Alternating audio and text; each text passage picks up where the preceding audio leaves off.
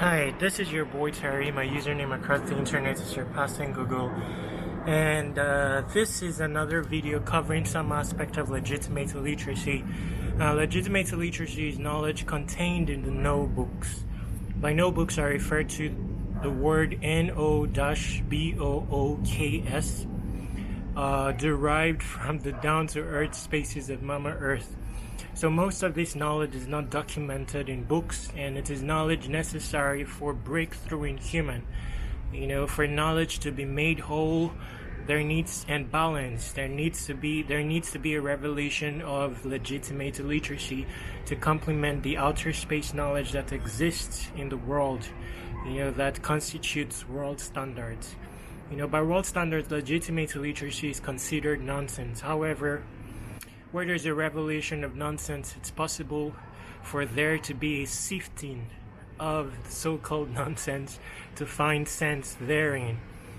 So legitimate illiteracy, celebrates aspects of human that have been labeled nonsense, re-enlivens these aspects and celebrates it basically.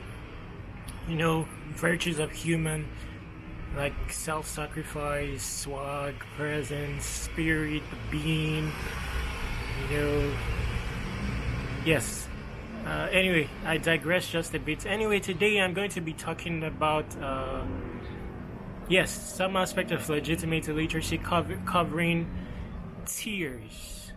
Tears is a very powerful word. According to legitimate illiteracy, tears constitutes an emblem of human. It's the byproduct of breakthrough in human, the result of mining or evolving the human towards its awesomest version. Tears come about, whether happy, sad, or unfelt tears are worthy of celebration.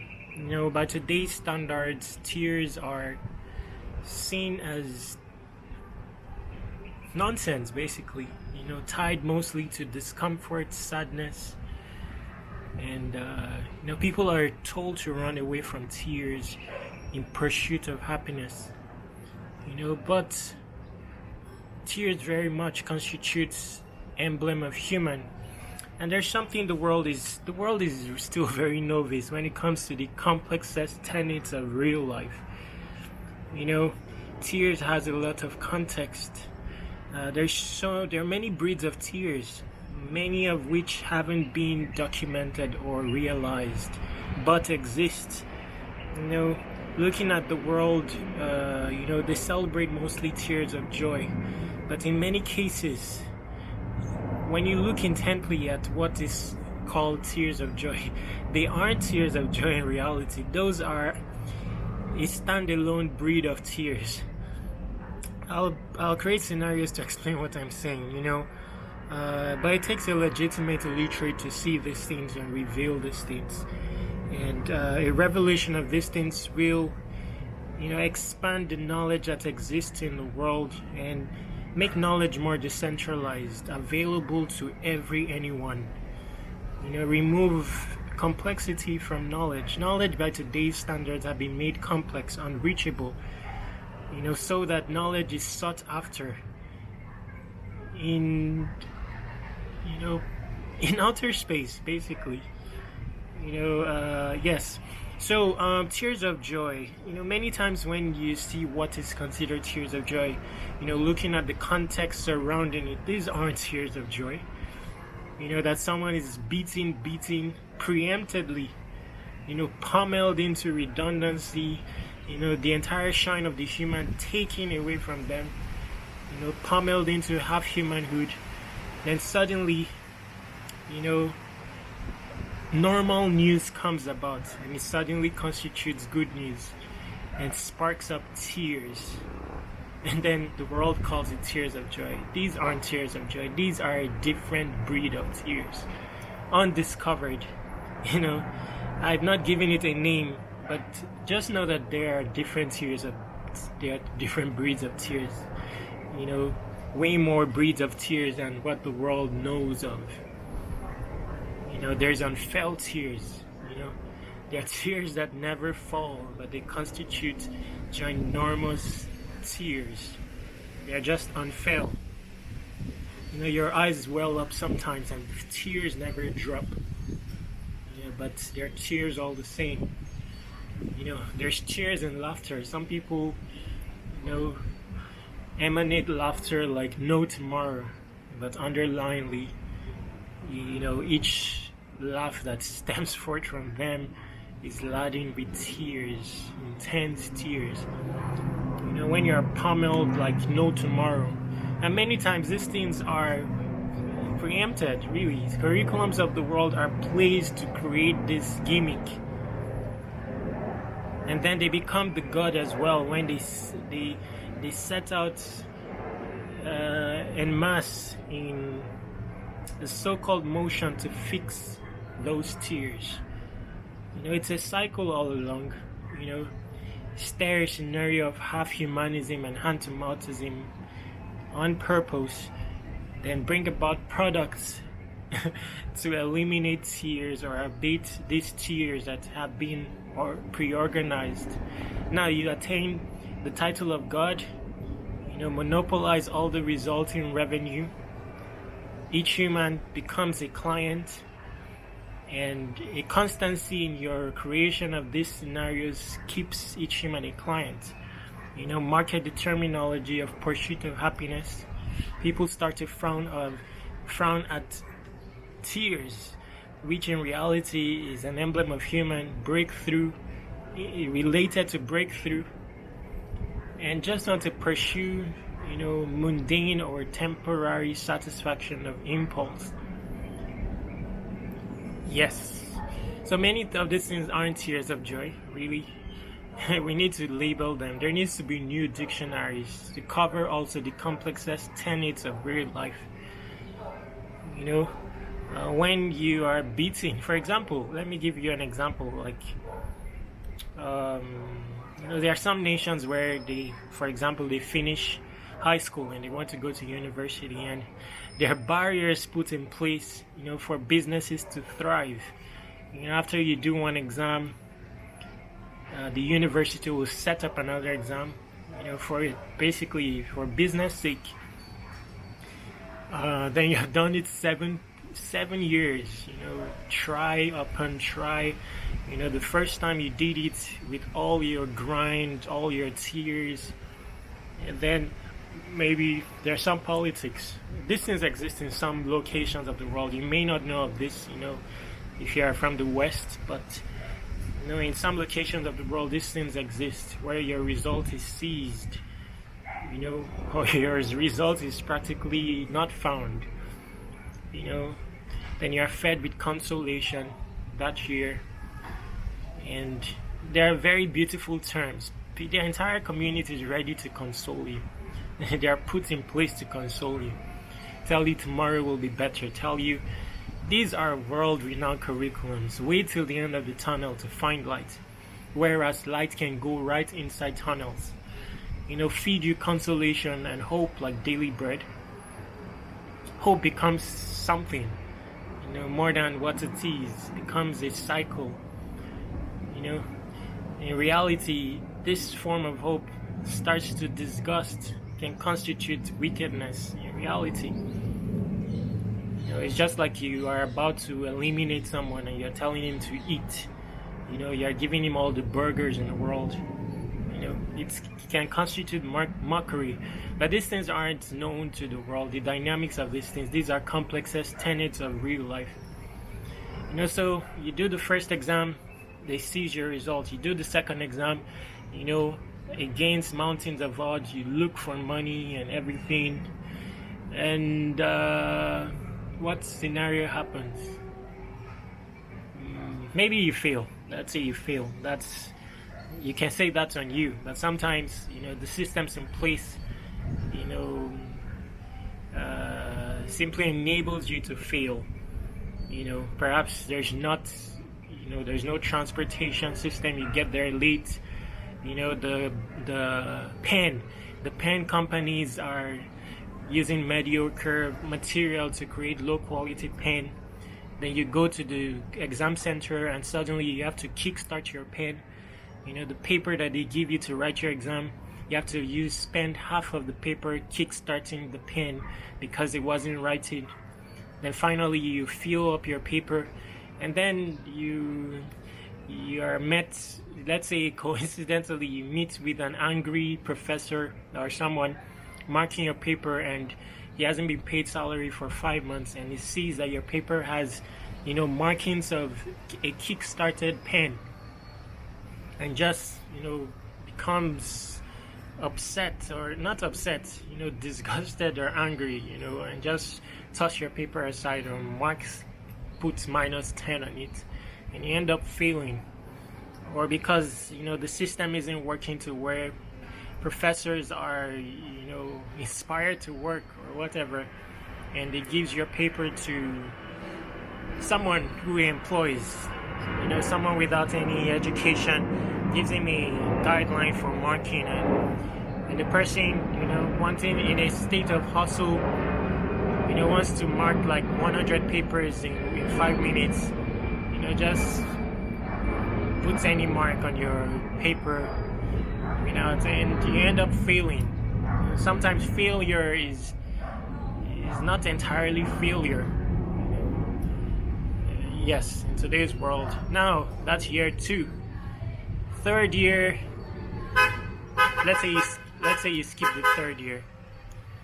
You're tired, you're frustrated, just to pass a simple exam is headache.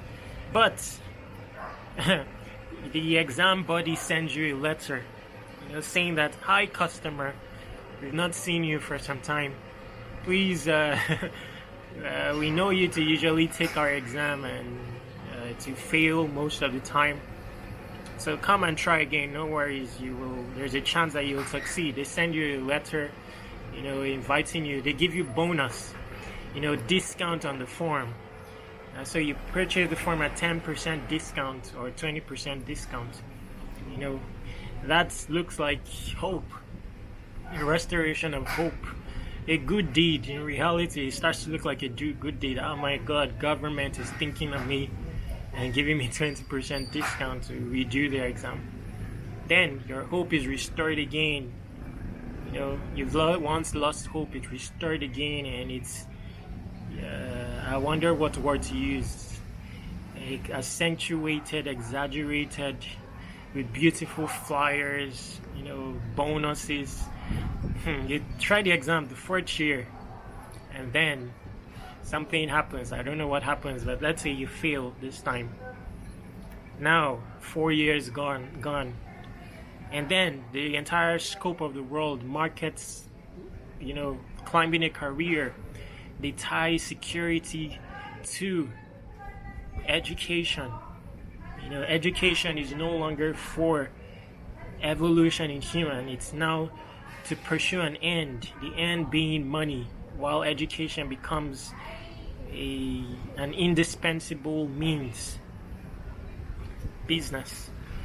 You're a client, and so anyway, that is marketed in your face, and then you become so immersed into wanting to pass. Now you have to hustle, you have to stamp on someone, just to pass that exam. Maybe you cheat. No, I'm not saying, we're not talking morals here, we're just building scenarios. So now you cheat and you try again.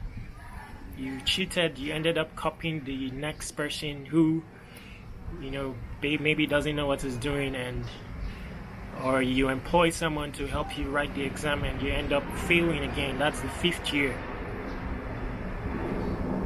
Now, 6th year came about. For the first time, you pass. Now you cry. There's some form of tear came about. Maybe fell tears, unfelt tears, but bottom line is you cry. And you have an entire community come around and pet you, say it's tears of joy. Finally, you experience tears of joy. When people are experiencing tears of joy for the next skyscraper, they begin to hype the particular tears that you cried for your sixth attempt and a slim pass, and hype it to where you yourself feel that you have cried your first tears of joy. Not only to go walking happily to the university of your choice, and then you're told that you have to write another exam.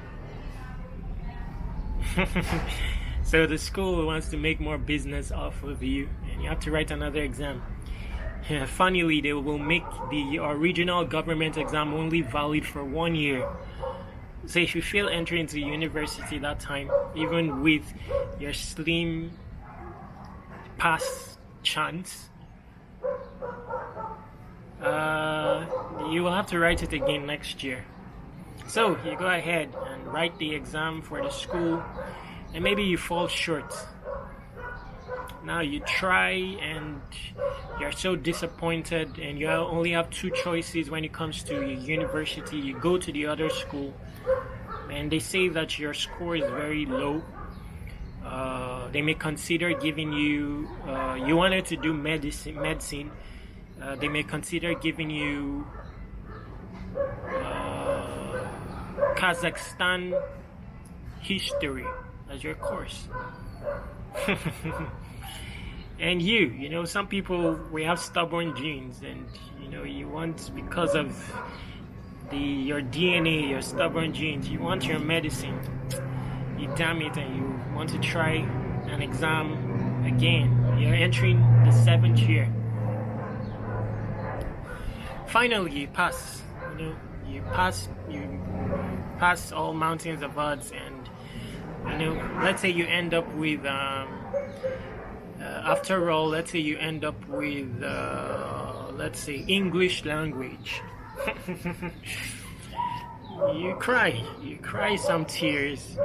I wonder what you will call this now. Are you going to tell me that this is tears of joy, or another breed of tears?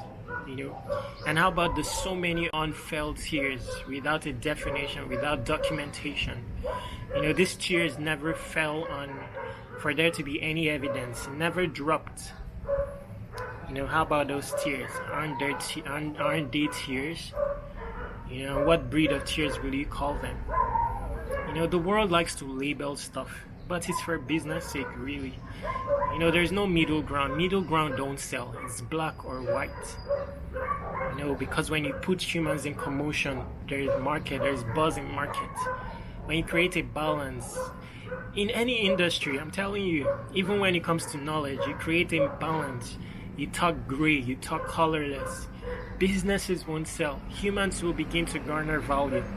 And where humans garner value, they will see value in each other more so than the superficial things of life, the material things of life.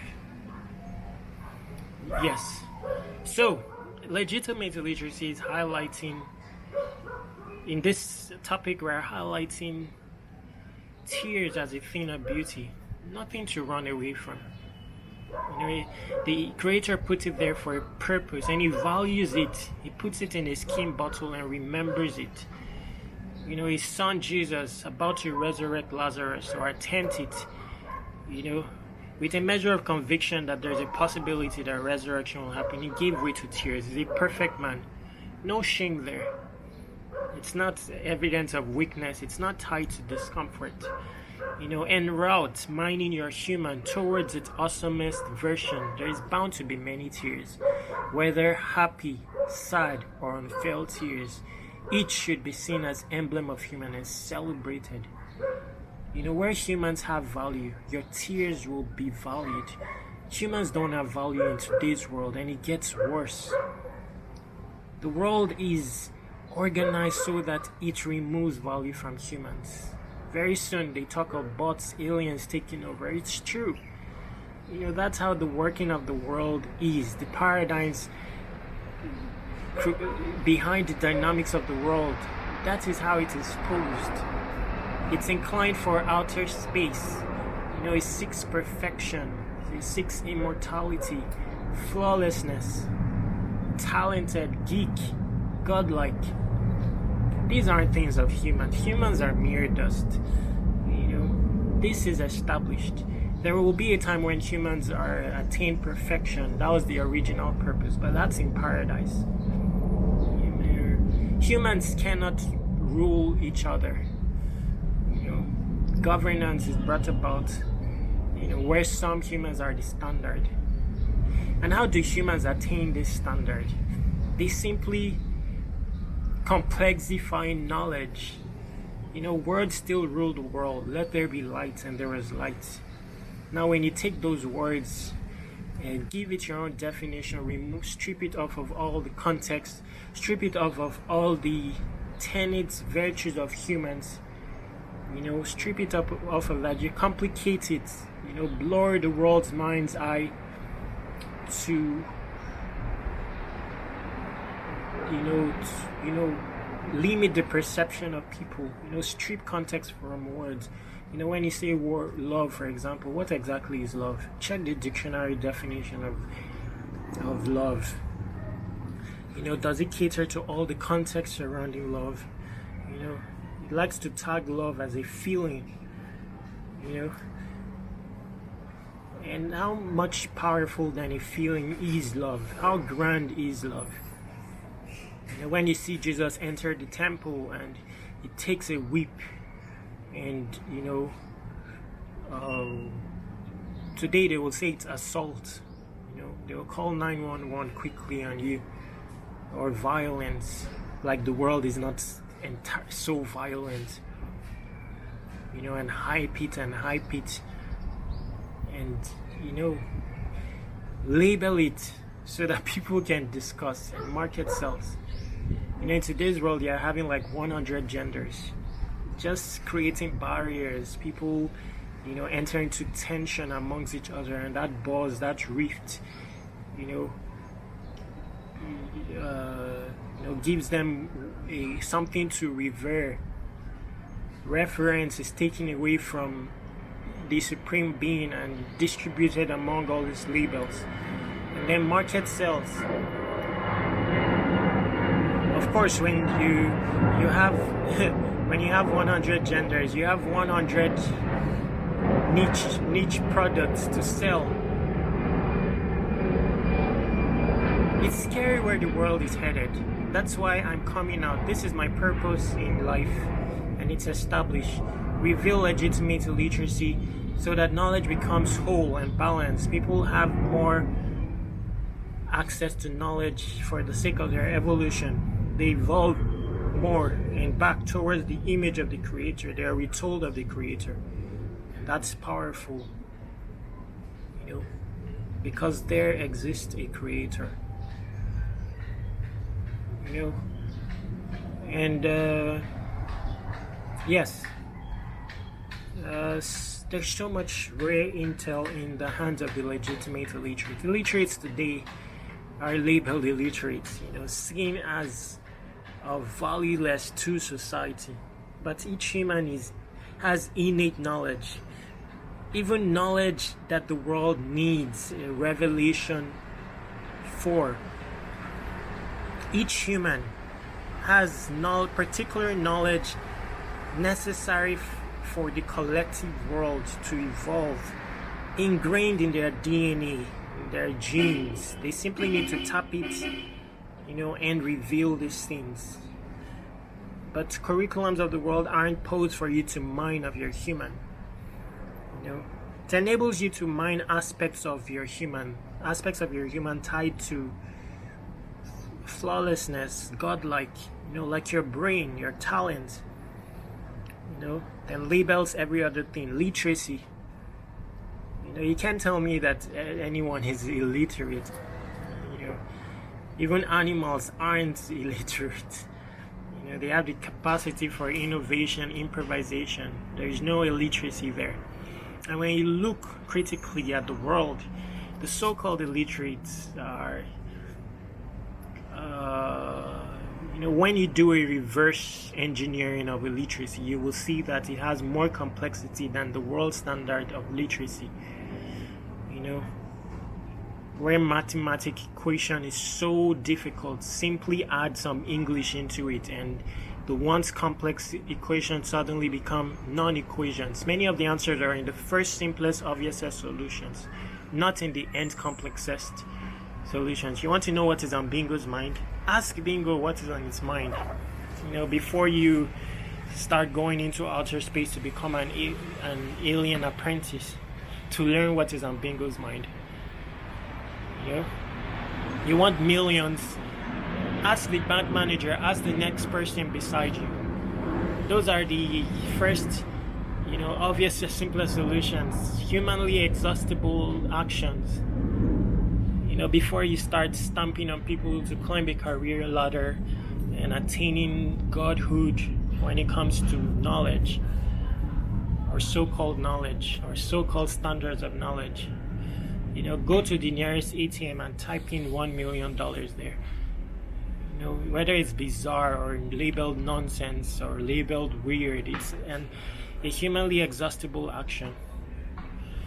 Tell the next person with conviction about your dream, about your project. Where they don't value you, build value in them. Influence them with your beauty. Perhaps they will have a change and support your dream. So if you want further clarity on this, you want exact legitimate literacy knowledge to empower your situation, please contact me. Leave me an email or leave me a comment underneath this. We'll do a live stream. I'll talk to you, understudy you and your elements, and then give you exact information valuable to your evolution. Don't be afraid of shedding tears.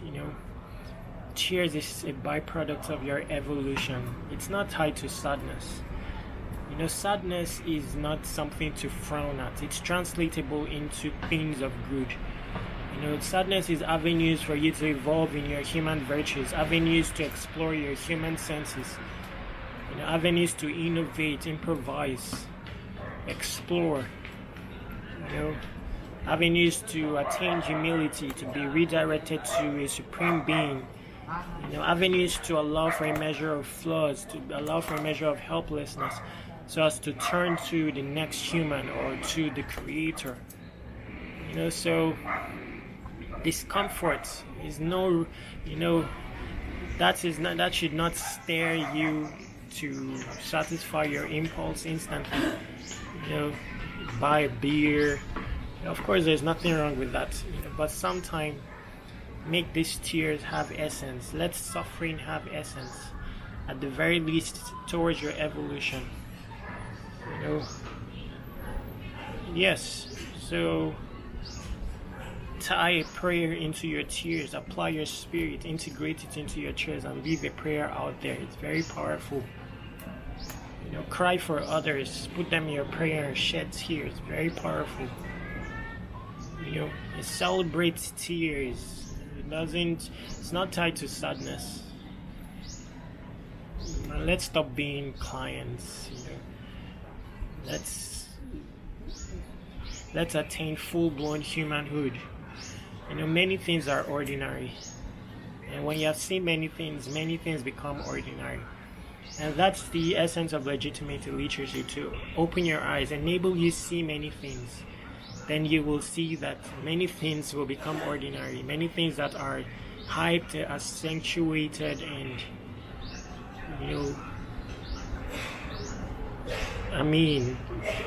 in reality are ordinary.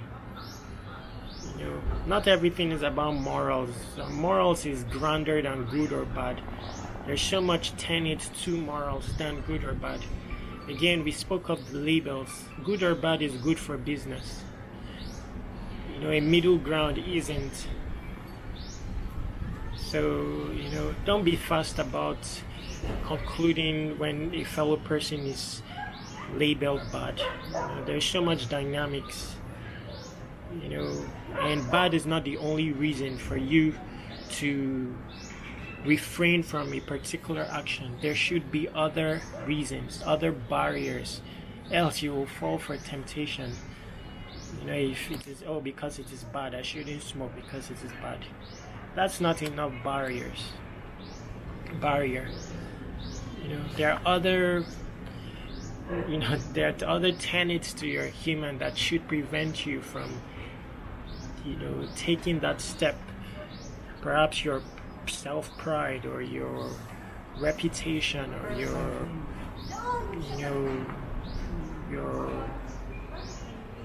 many reasons, anyway, I'll have to stop the video here. It's 30 minutes long. I love you, anyone listening. I'm here with my spirit. Please connect with me on that level. Make sure to stay awesome. Your boy Terry.